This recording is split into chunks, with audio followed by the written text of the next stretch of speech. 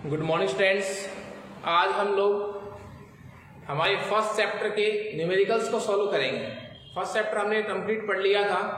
अब उसके कुछ टॉपिक अपन पढ़ लेंगे जिन पर न्यूमेरिकल आते हैं। अपन न्यूमेरिकल उसी के सॉल्व करेंगे जैसे एक फॉर्मूले पर एक न्यूमेरिकल, तो सभी टाइप के क्वेश्चन अपन इसमें सॉल्व करने जा रहे हैं। ओके, तो हमारा जो फर्स्ट क्वेश्चन है वो है कि 64 ग्राम ऑक्सीजन में अणुओं की संख्या कितनी होगी। ठीक है, हमारा क्वेश्चन क्या है,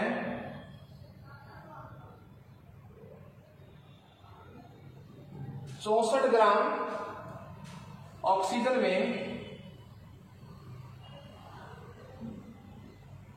अणुओं की संख्या कितनी होगी, ये हमारा सवाल है। आपको बात क्या दी गई है, ऑक्सीजन, तो 64 ग्राम ऑक्सीजन में आपसे अणुओं की संख्या पूछी गई है।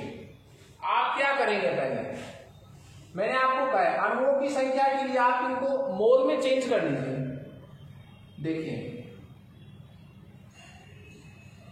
ऑक्सीजन का अणु भार कितना होता है साहब, 16 दूनी 32, तो 32 ग्राम। ठीक है, 32 ग्राम पर मोल।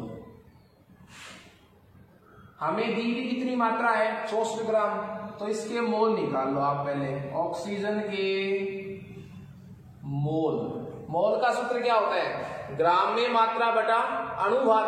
ग्राम में मात्रा कितनी दे रखी है आपको, 64 ग्राम बटा अणु भार कितना होता है ऑक्सीजन का, 32 ग्राम पर मोल। तो आंसर कितना आ गया आपके पास, 2 मोल ऑक्सीजन। अब आंसर आ गया 2 मोल ऑक्सीजन। आपसे मोल नहीं पूछे, आपसे क्या पूछा है, अणुओं की संख्या। आपको पता है एक मोल में, एक मोल अणु में, एक मोल परमाणु में या एक मोल आयनों में जो संख्या होती है वो निश्चित होती है, जिसको हम अवोगाद्रो संख्या भी कहते हैं। कितनी होती है, 6.023 इंटू 10⁻23। तो एक मोल में इतने अणु, इतने परमाणु और इतने क्या होते हैं, आयन हो सकते हैं। तो वो संख्या क्या है, निश्चित है। आपके पास क्या वैल्यू आ गई, 2 मोल ऑक्सीजन। तो मैं यहां से प्रश्न बना सकता हूं, चूंकि 1 मोल ऑक्सीजन में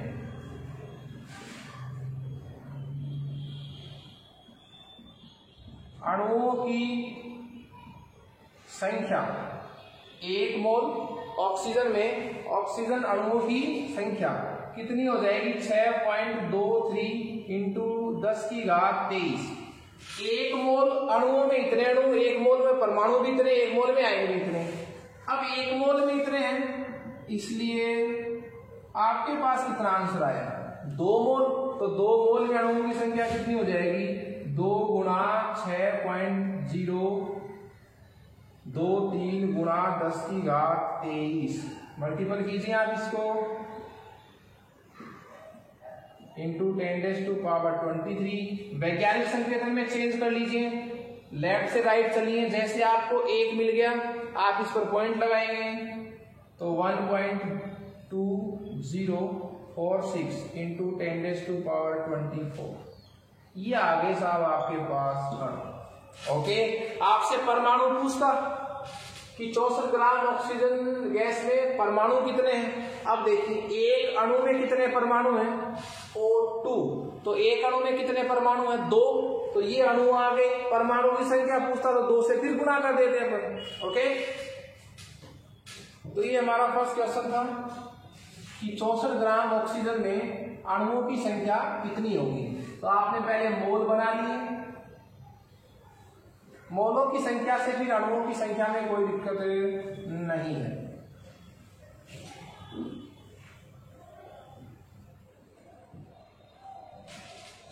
दूसरे टाइप का क्वेश्चन देखते हैं।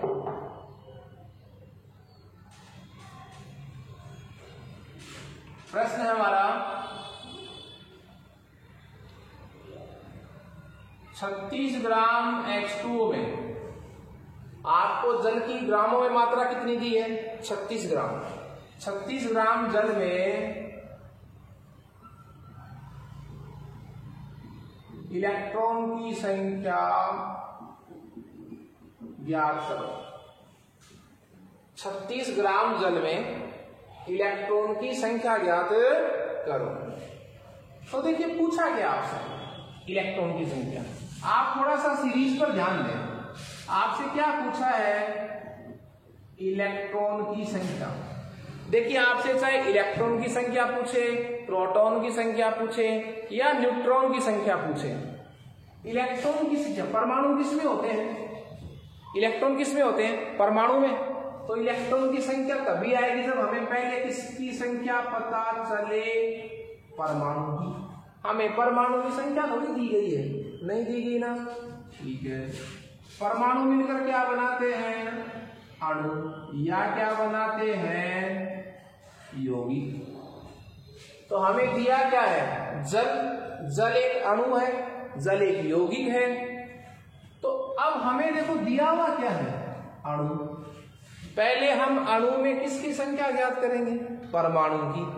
फिर परमाणु से किसकी संख्या निकालेंगे? इलेक्ट्रॉन की। डायरेक्ट संख्या नहीं आएगी। ओके, तो देखिए अब एक बात और, हमें पहले किसकी संख्या चाहिए? अणुओं की। सवाल सुनिए आप, 36 ग्राम H2O में इलेक्ट्रॉन की संख्या हमें दिया क्या है? ग्राम में मात्रा। हमें इलेक्ट्रॉन की संख्या पूछी है उसने। इलेक्ट्रॉन की संख्या ये पहले किसकी संख्या चाहिए?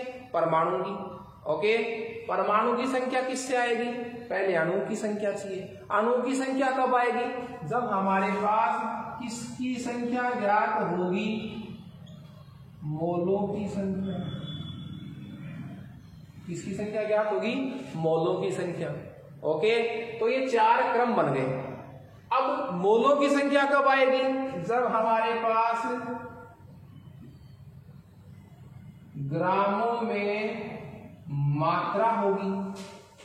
तो बताइए हमें किस स्टेप का आंसर दिया गया है? हमें दिया गया है 36 ग्राम H2O में इलेक्ट्रॉन की संख्या। इलेक्ट्रॉन की संख्या यहां है, हमें क्या दिया हुआ है? ग्रामों में मात्रा। तो ग्रामों में मात्रा से पहले क्या बनाएंगे? मोल। मोल से फिर क्या निकालेंगे? अणुओं की संख्या। एक मोल में इतने अणु होते तो जितने भी आए उतने कितने होंगे? अणुओं से फिर क्या निकालेंगे? परमाणु। और परमाणु से क्या बता देंगे? इलेक्ट्रॉन की संख्या। मान लीजिए आपको ग्रामों में मात्रा नहीं दी हुई होती, आपको क्या दिया हुआ था? मोलों की संख्या। तो मोलों की संख्या से क्या बना लेते? अणु। अणु से परमाणु। मान लो अणु दिए हुए आते तो अणु से क्या बनाते हैं? परमाणु। परमाणु से क्या निकालते? इलेक्ट्रॉन की संख्या। ये सीरीज आप याद रख सकते हैं कि कम से कम आपको ग्राम में मात्रा तो देनी ही पड़ेगी। तो देखिए अब हमारे पास कौन सा स्टेप दे रखा है? सवाल ये स्टेप दे रखा है। तो 36 ग्राम H2 में इलेक्ट्रॉन की संख्या ज्ञात करो। अब देखिए, तो पहले ग्राम में मात्रा हमें दी हुई है तो क्या बना ले? हम मोल बना लें। तो आंसर क्या हो जाएगा? H2O के मोल। H2O के मोल। तो ग्रामों में मात्रा बटा अणु, ये मोल का सूत्र है। तो ग्राम में मात्रा कितनी दे रखी है? 36 ग्राम।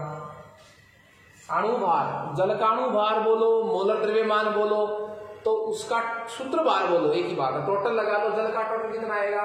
2। ऑक्सीजन के लिए कितना काउंट करते हैं? 16, 16, 2, 18। अणु भार की इकाई क्या हो जाएगी? 18 ग्राम प्रति मोल। ओके, तो यहां से आंसर कितना आ जाएगा? 2 मोल H2O। हमें ग्रामों में मात्रा दी हुई थी, हमने किसकी संख्या ज्ञात कर ली?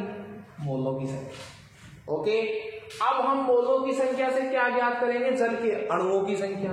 तो देखिए, चूंकि 1 मोल H2O में अणुओं की संख्या 6.023 × 10⁻23। ये तो 1 मोल में है। किसी भी पदार्थ के किसी भी अणु के 1 मोल में इतनी संख्या होती है। 1 मोल में हमसे हमारे पास कितने मोल आए हैं? 2 मोल। तो 2 मोल H2O में अणुओं की संख्या कितनी होगी? 2 गुणा 6.023 गुणा 10⁻23। आंसर बोलिए। 2 तिया 6, 2 दूनी 4, 2 छिक्के 12 गुणा 10⁻23। ये क्या आ गए साहब हमारे पास? मैं इसको चेंज कर सकता हूं वैज्ञानिक संकेतन में। 1.2046 इंटू 10⁻24 अणु। हमारे पास किसकी संख्या आ गई? जल की अणुओं की संख्या। समझ रहे हैं मेरी बात आप? ग्रामों में मात्रा दी हुई थी, मोल में चेंज कर लिया। मोल से क्या बना लिया? अणुओं की संख्या। तो यहां क्या आ गई? अणुओं की संख्या। अब हमें क्या पूछा है? इलेक्ट्रॉन की संख्या। क्या परमाणु की संख्या पूछी हमसे? नहीं पूछी है। तो आप डायरेक्ट भी स्टेप पर जा सकते हैं, अणु से भी क्या निकाल सकते हैं? इलेक्ट्रॉन। अब आपको कुछ समझना है। क्या समझना है? ये मिटा रहा हूं मैं। समझना ये है,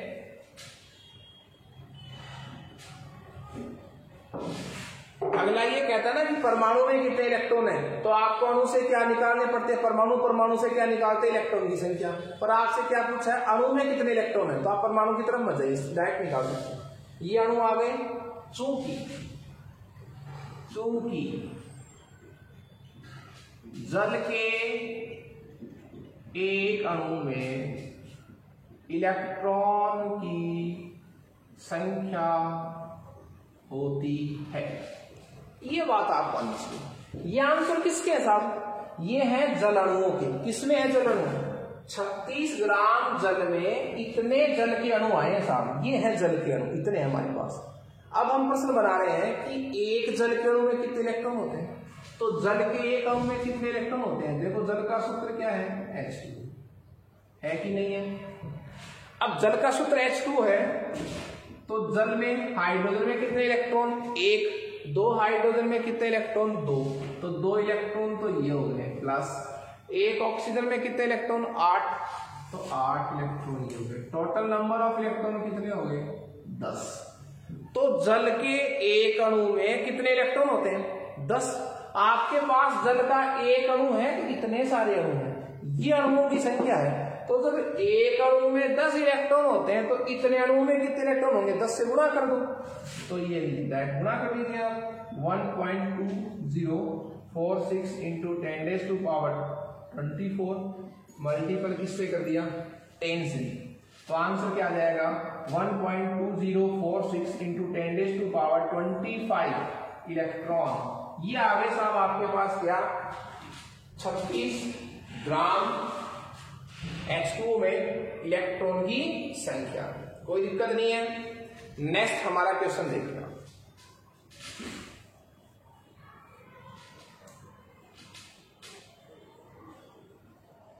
ये बेसिक क्वेश्चन है, इसलिए इनको अपन ध्यान से पढ़ रहे हैं।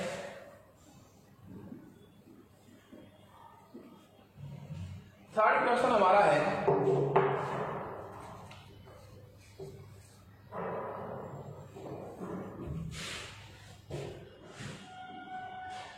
कि निम्न के एक मोल का भार ज्ञात करो।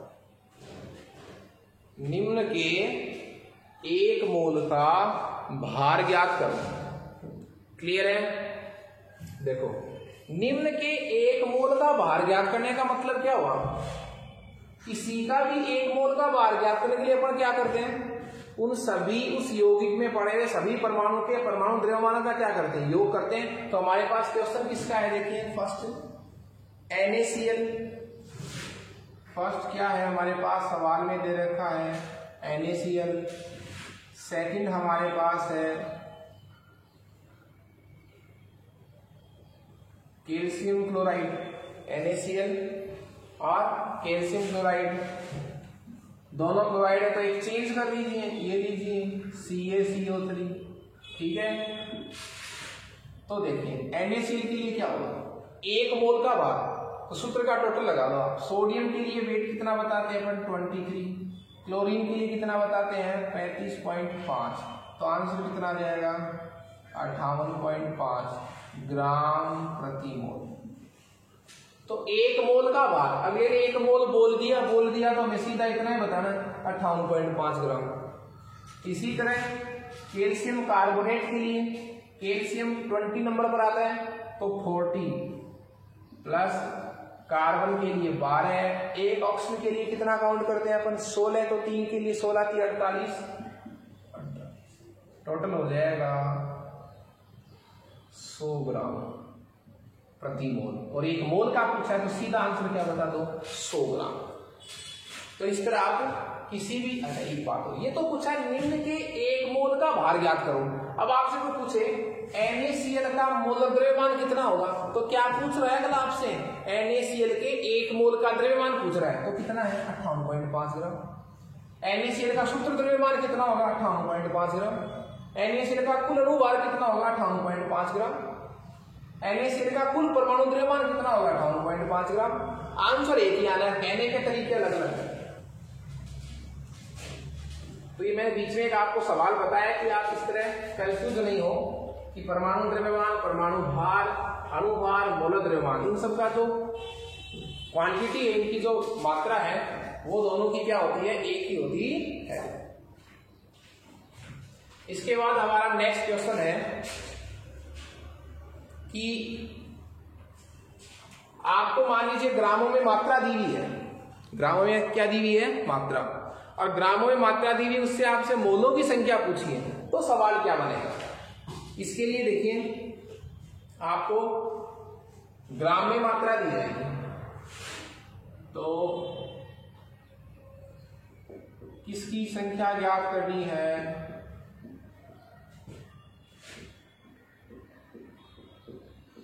मोलों की संख्या ज्ञात करो, मोलों की संख्या ज्ञात करो। आपको ग्राम में मात्रा दी जाएगी, तो दिया हुआ है साहब, पहला क्वेश्चन है 100 gram calcium carbonate, second question दे रखा है 80 ग्राम O2, और तीसरा क्वेश्चन दे रखा है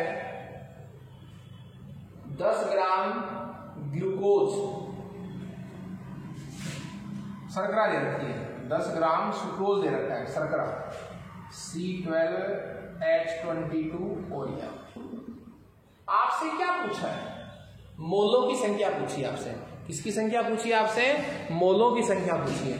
अब मोलों की संख्या पूछी है तो आपको मोल का सूत्र लगाना है। मोल का सूत्र क्या है, ग्राम में मात्रा बटा अणु भार। तो मैं मोल का सूत्र लगाऊंगा यहां पर। मोल कैसे आएंगे, ग्रामों में मात्रा बटा अणुभार, ग्रामों में मात्रा बटा अणुभार।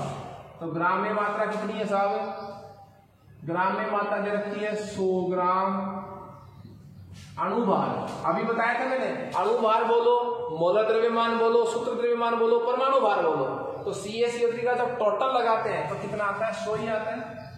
तो 100 ग्राम पर प्रति मोल, तो आंसर कितना आ गया 1 मोल। ग्राम से ग्राम कर गया, मोल रह गया 1 मोल।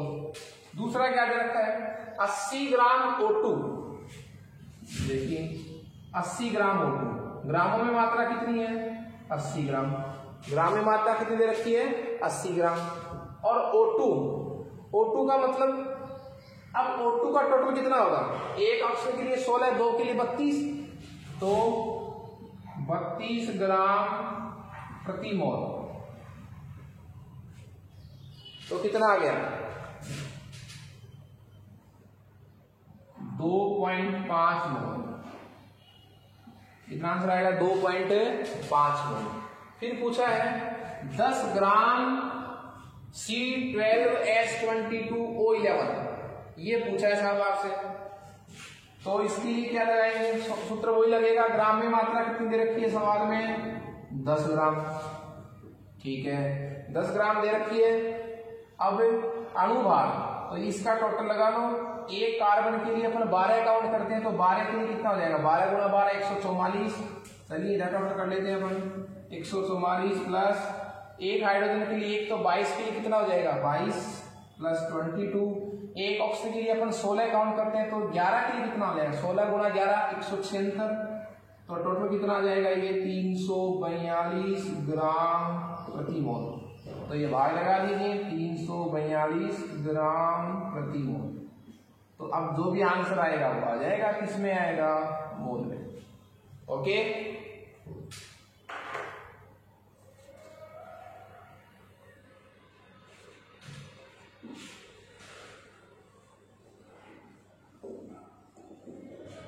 एक कंपेयर का भी क्वेश्चन अपन सॉल्व करेंगे।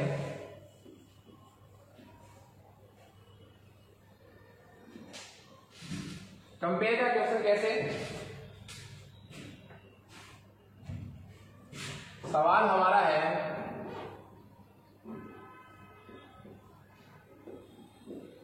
निम्न में से किसमें, निम्न में से किसमें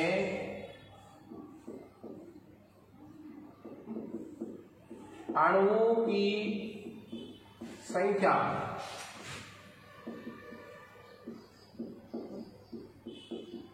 अधिकतम होगी, निम्न में से इसमें अणुओं की संख्या अधिकतम होगी। अब आपसे पूछा क्या है, अणुओं की संख्या, आपको 2 या 3 जो है वो ऑप्शन दिए जाएंगे। तो हमारा ऑप्शन क्या है, किसने दिया है, 36 ग्राम जल, 36 ग्राम जल, और सेकंड ऑप्शन दिया है 28 ग्राम CO। सवाल सुनिए पहले आप, 36 ग्राम जल दिया है और 28 ग्राम CO दिया है।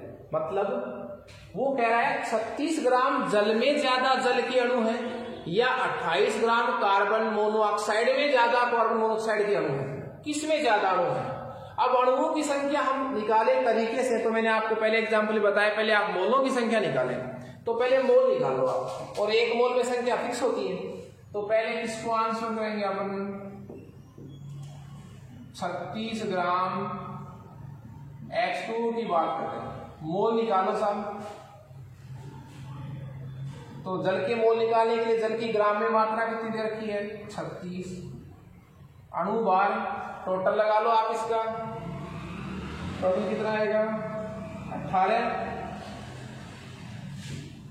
18 ग्राम प्रति मोल। तो आंसर आ गया 2 मोल।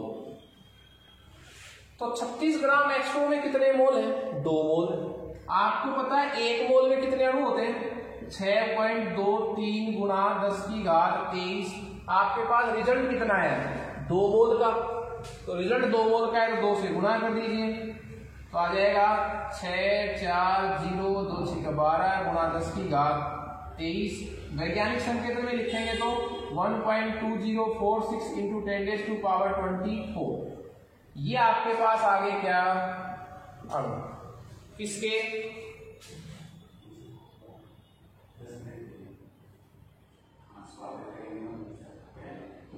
तो इसमें मैं ये कह रहा था आपसे कि ये अणु आ गए हमारे पास 1.2046 इंटू 10⁻²⁴ अणु। ये किसके अणु आए हैं, 36 ग्राम जल में।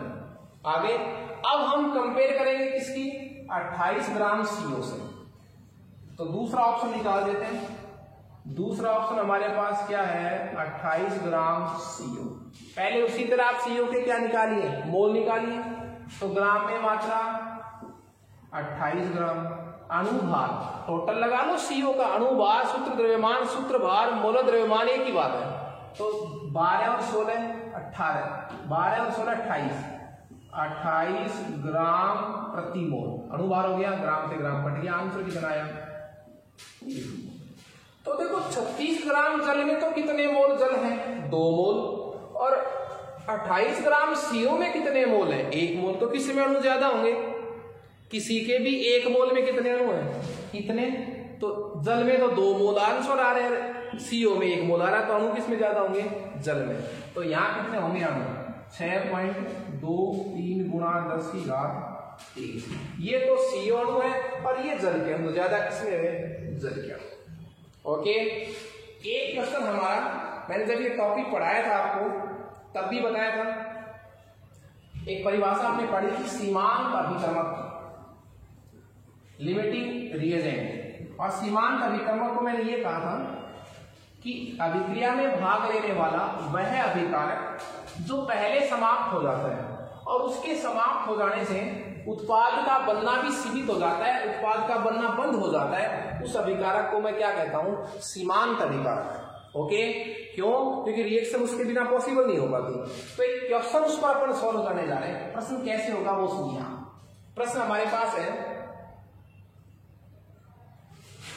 3 ग्राम हाइड्रोजन तथा 29 ग्राम ऑक्सीजन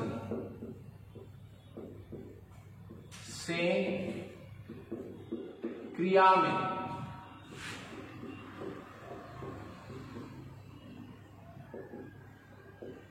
सीमांत अभिकर्मक की पहचान करो। ठीक है साहब, 3 ग्राम हाइड्रोजन है मेरे पास, 29 ग्राम ऑक्सीजन है, दोनों की रिएक्शन करवाऊंगा। वो कह रहा है जब आप इनकी रिएक्शन करवाओ ना तो पहले कौन सा खत्म होगा? पहले खत्म होने का मतलब वो सीमांत कौन सा है जो पहले खत्म हो जाएगा? तो मैं पहले रिएक्शन लिखूंगा इनकी। ऐसे सवालों को सोल्व करने का तरीका क्या? पहले आप इसकी रिएक्शन लिखें, H2 प्लस O2, तो ये बन जाएगा H2। इसको बैलेंस कीजिए आप, 2 दूनी 4, 2 दूनी 4। ये है इन दोनों की अभिक्रिया H2 प्लस O2 की। ये संतुलित अभिक्रिया आपको संतुलित करनी भी पड़ेगी, इससे पहले आप सेंस नहीं लगा पाएंगे। संतुलित अभिक्रिया क्या कह रही है? संतुलित अभिक्रिया क्या कह रही है? ये बहुत जरूरी है। 2 दूनी 4, 4 हाइड्रोजन है, एक हाइड्रोजन का वेट कितना मानते हैं? पर 1, तो कितना हो गया ये? 4 ग्राम। 4 ग्राम हाइड्रोजन है, 16 दूनी 32, 32 ग्राम ऑक्सीजन है। और H2 का टोटल कितना मानते हैं? पर 18, 2 H2 हो तो 18, 36 ग्राम H2।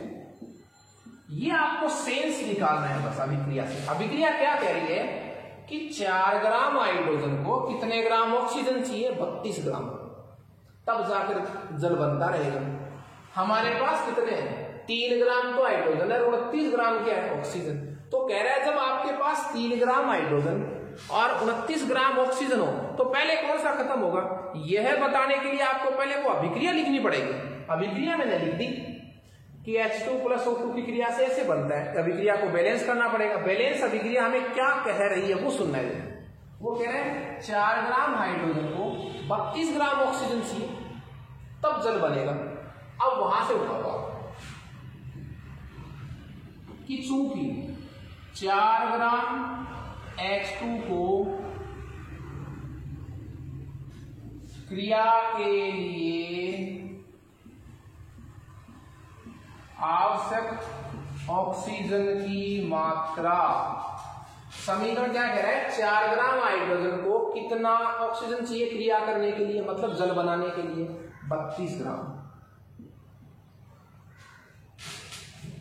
इसलिए 1 ग्राम हाइड्रोजन को कितना चाहिएगा? 32 ग्राम बटा 4 ग्राम। आपके पास हाइड्रोजन 4 ग्राम थोड़ी है, आप तो कितना लेकर आए हो? 3 ग्राम। इसलिए 3 ग्राम हाइड्रोजन को क्रिया के लिए आवश्यक ऑक्सीजन की मात्रा, तो देखिए 32 ग्राम बटा 4 ग्राम गुणा 3 ग्राम, 4 8 32, 8 किया 24 ग्राम ऑक्सीजन चाहिए। सुनिए 4 ग्राम हाइड्रोजन को कितनी ऑक्सीजन चाहिए? 32 ग्राम। ये बात तो समीकरण कह रही है। हमारे पास 4 ग्राम नहीं है, हमारे पास तो 3 ग्राम ही है। तो 4 ग्राम को जब 32 ग्राम चाहिए तो 3 ग्राम हाइड्रोजन को कितनी ऑक्सीजन चाहिएगी? 24 ग्राम। कितनी ऑक्सीजन चाहिएगी? 24 ग्राम। अब बताओ आप, 3 ग्राम हाइड्रोजन को क्रिया करने के लिए ऑक्सीजन तो 24 ग्राम ही चाहिए, जबकि हमारे पास ऑक्सीजन कितनी है? 29 ग्राम। तो ज्यादा कौन हुआ हमारे पास? ऑक्सीजन। 5 ग्राम ज्यादा ऑक्सीजन पड़ी है, इसलिए बताओ पहले कौन खत्म होगा? हाइड्रोजन। तो अधिक जब कौन है? ऑक्सीजन। तो सबसे पहले कौन खत्म होगा? हाइड्रोजन। तो इस अभिक्रिया में सीमांत अभिकर्मक कौन हुआ? ऑक्सीजन हुआ। इसमें सीमांत अभिकर्मक कौन हुआ? इसमें ऑक्सीजन, सॉरी हाइड्रोजन। सीमांत अभिकर्मक कौन हुआ इसमें? हाइड्रोजन, क्योंकि उसकी मात्रा कम है। उस 3 ग्राम को खत्म होने के लिए हमें सिर्फ 24 ग्राम ऑक्सीजन ही चाहिए थी, जबकि हमारे पास है कितनी? 29 ग्राम। तो इस अभिक्रिया में सीमांत अभिकर्मक कौन हुआ? हाइड्रोजन। ओके, तो इस तरह हमने फर्स्ट चैप्टर के न्यूमेरिकल को सॉल्व कर लिया है। सेकंड क्लास में, नेक्स्ट क्लास में हम सेकंड चैप्टर को स्टार्ट करेंगे। Okay, thank you students.